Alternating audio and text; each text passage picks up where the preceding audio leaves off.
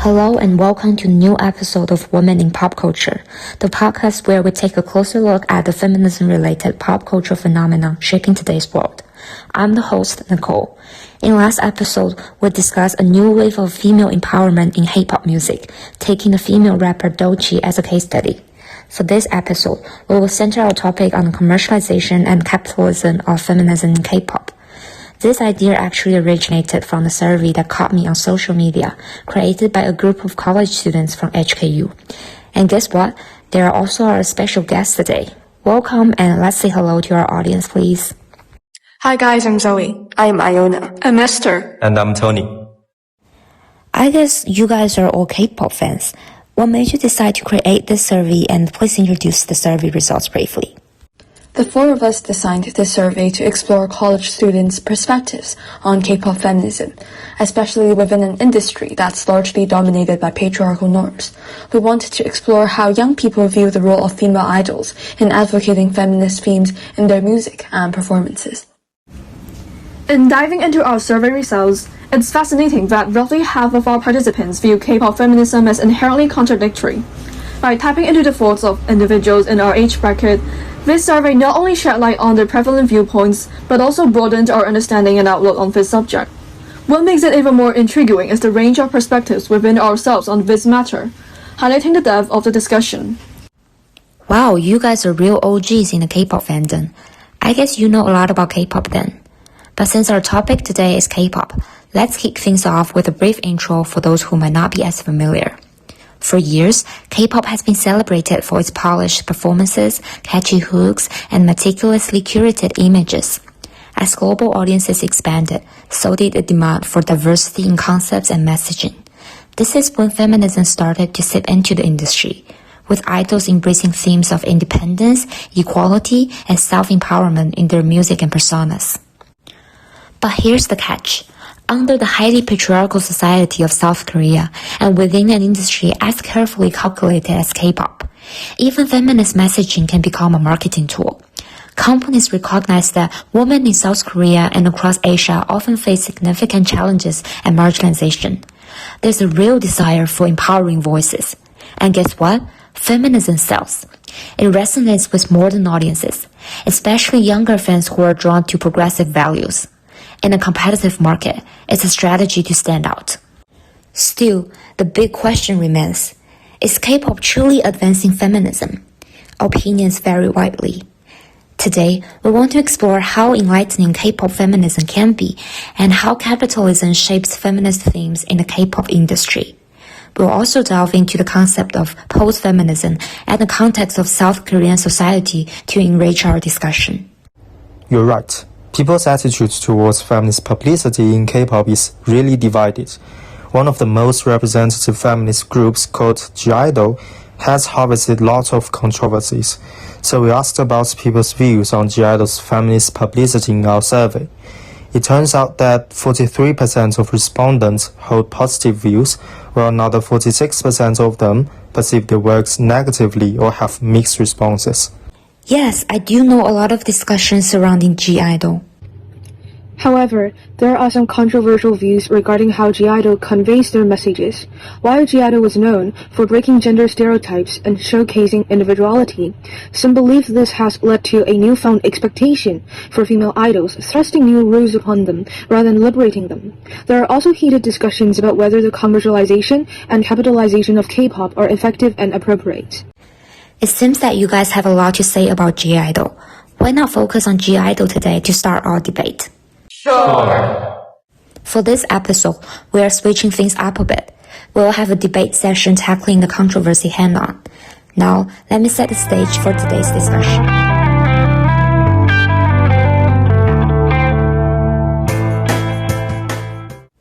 How about we start with the gender stereotype and individuality topic?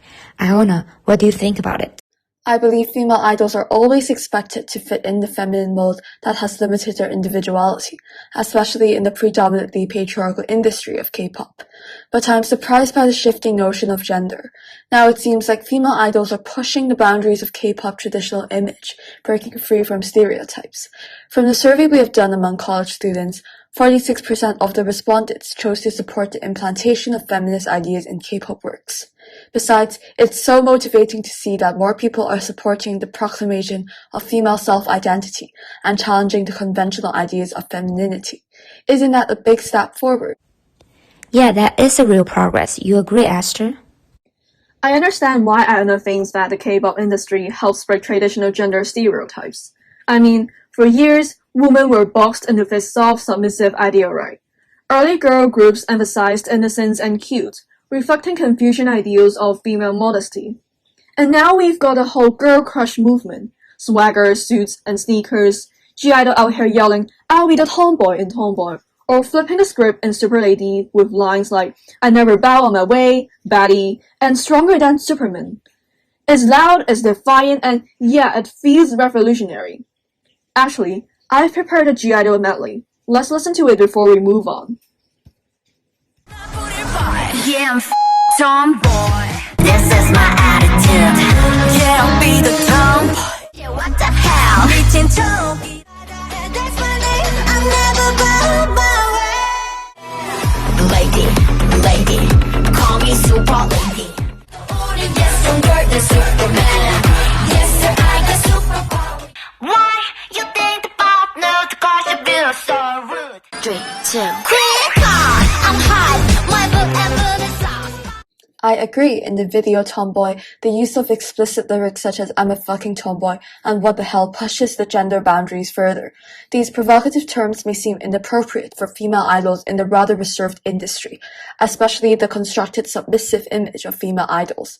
As leader and producer, Soyeon acknowledges that swearing isn't commonplace and understands that the lyrics might be too explicit, but they are really putting an effort to break gender performativity. The prevailing trend represented by female idols in the K-pop industry aligns with post-feminist ideology, emphasizing individualism and empowerment. The K-pop song's concept strongly conveys women's independence, fearlessness, and abandonment of toxic heterosexual relationships, resulting in the so-called girl crush image. Girl crush represents the opposite of innocence, cuteness, and passivity.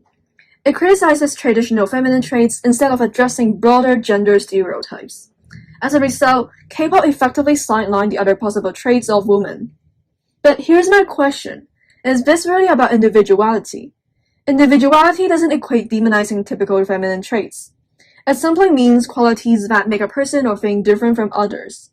It simply means giving women the power to be themselves no matter what it is. Women can choose to be soft, be masculine, be queer, be lesbians, whatever. They shouldn't be forced to ditch their cuteness for strength and independence. And right now, K-pop's version of individuality is basically chanting, "Here's your new mold, ladies. Edgy, sassy, just non-conforming enough to attract eyeballs and sell albums. Your real self? Nah, that's not our concern." That's true. Feminism in K-pop music may be portrayed in a strong and independent performing style. However, crafting such a powerful female figure in music aligns with the purpose of empowerment. Don't you think so? Alright, let's break this down. Swapping cute for cool in front of the cameras feels progressive at first glance, but here's the catch. We've just traded one set of rules for another. Traditional feminine traits are concealed while masculine features are accentuated. Female K-pop idols are portrayed with pants, defiant hairstyles, and makeup that downplay conventional female attributes. It seems to be saying women have to reject femininity entirely. But that's not it. That's not liberation, it's not true feminism, it's just a new kind of cage painted with the slogan feminism. Feminism isn't about putting on a leather jacket instead of a pink dress. It's about women having the right to wear whatever they want, to exist in a way that is the most suitable for them, to be in charge of their own lives. Woman who wants a Prince Charming? Valid. A woman who wants to be alone? Also valid. The tomboy? Great. The girly girl? Equally great. I do think this is a valid concern. Instead of setting women free, is the so-called individuality another set of rules constraining women? That is an interesting viewpoint.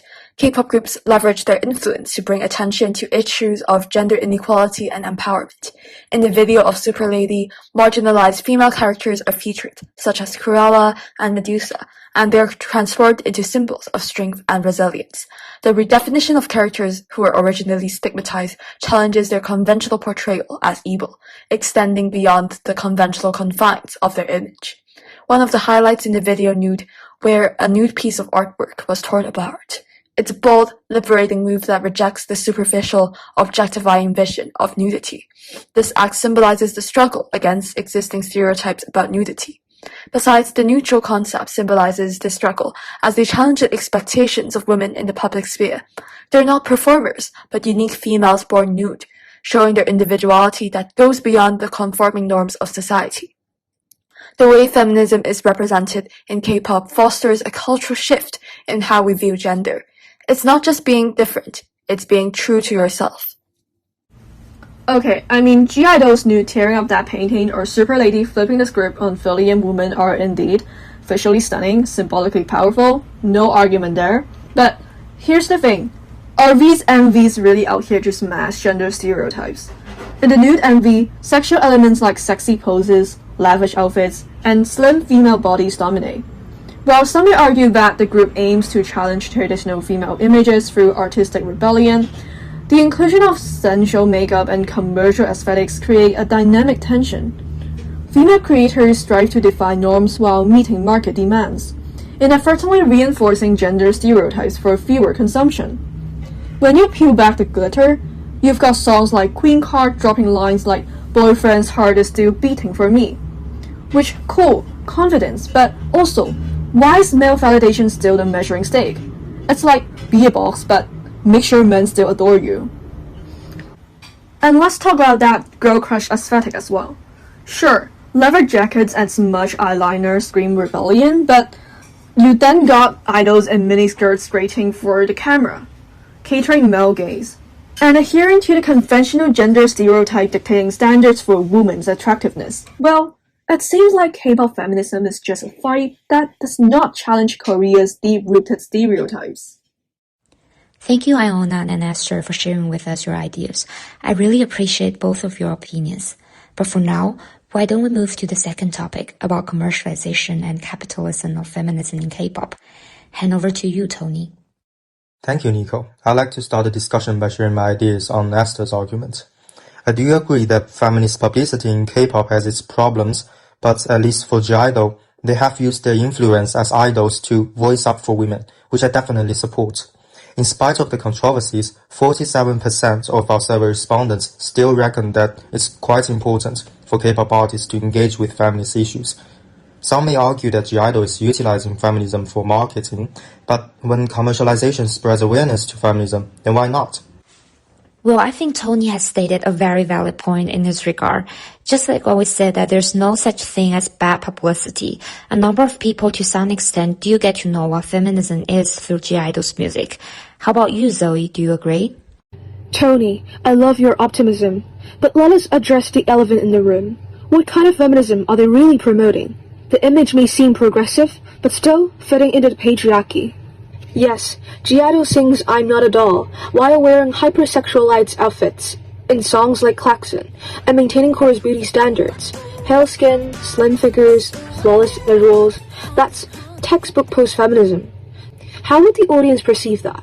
Be confident as long as you are conventionally hot? Queen Card Envy critiques plastic surgery, shattering beauty standards, but the members are still adhering to the very norms they are claiming to challenge. How ironic is it?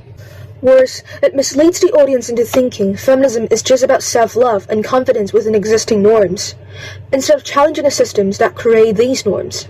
According to our survey results, regarding the question how do you view the representation of feminist values in K-pop and social media, 53% of the respondents had mixed responses, showing their doubtful attitude towards feminist values conveyed by G-Idol songs, which still revolve around messages like body positivity and not needing a man. These are important, yet do not show the whole picture. When singing My Boob and Booty's hot in Queen Card but still conforming to industry demands, it creates a delusion that empowerment is aesthetic, not systemic. In this way, feminism would be reduced to individual confidence but not collective action. Why are there songs about female idols getting paid less than men? Or why most scandals ruin women's careers but not men's? This is not education, it is misleading publicity, making feminism palatable at its radical core. We should maybe also discuss whether the feminism conveyed by G-idol is somehow reshaped by the public perceptions under the patriarchal society of South Korea. Yes, thank you, Nico. Zoe, you argue that G-idol's works are sometimes misleading. This is true, but ultimately they are not the only voices in the feminist discussions that they have created.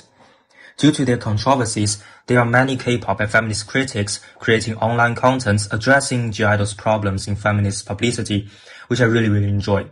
For example, Zoe mentioned that last year they performed the song Klaxon wearing hypersexualized outfits with the label of lifeguard and the Red Cross on them. They were charged with objectifying female workers and received a fine for using the symbol of the Red Cross organization without permission.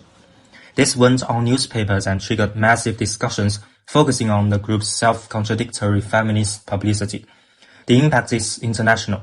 For instance, on Chinese social media Weibo, this tag attracted more than 400 million views and thousands of blog discussions. I think this is very meaningful since many of the K-pop fans and the general public are not familiar with feminism at all. This is the result of popular neoliberal post-feminist attitudes in South Korean and East Asian society. In December 1989, the cover of Time magazine read, "Women face the 90s," while the copy asked, "In the 80s, they tried to have it all. Now they've just plain had it. Is there a future for feminism?" From the 60s to the 80s, second-wave feminism made major gains in addressing concrete problems like gender inequality in the workplace and reproductive rights. And post-feminism can be understood on one level as a form of ongoing backlash to what second-wave feminism stood for. East Asian women's fight for equality has diminished, and female celebrities adopt sex appeal aesthetic in the K-pop industry in order to survive in a male-dominated work environment. The imperfections in G-idol's feminist narration reflects the systematic problem of the K-pop industry. Now, these discussions on G-idol's controversies are informing the public with all the feminist perspectives they've never heard of in our society, where post-feminism myth prevails. This is indeed educational. It reminds me of the saying that there's no such thing as bad publicity. Without G-idol's music first, these valuable feminist discussions will never take place. You argue that commercialization raises awareness, but to what end? Let's be real. There is still significant backlash in South Korea when it comes to feminist topics, and the patriarchy in Korean society is deep-rooted. For example, former President Yoon Suk-yeol literally pledged to abolish the Ministry of Gender Equality, claiming that systemic discrimination doesn't exist, bringing misogyny into the spotlight. The president campaigned on this promise and is now pushing to close it.